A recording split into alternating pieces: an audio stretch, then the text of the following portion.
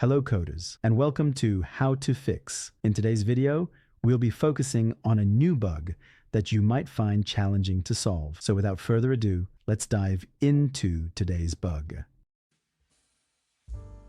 Let's start by executing code 1 to stimulate the error and watch the result.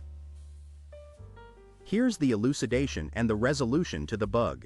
Feel free to pause the video to read through the explanation.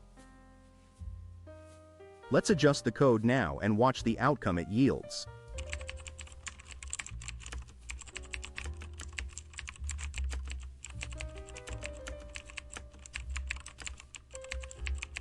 And voila!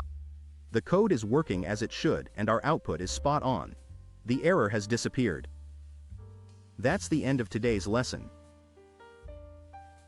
If you found this walkthrough practical, don't forget to press the like button and subscribe to our channel for more code repair videos. Stay enthusiastic, keep advancing, and happy coding everyone.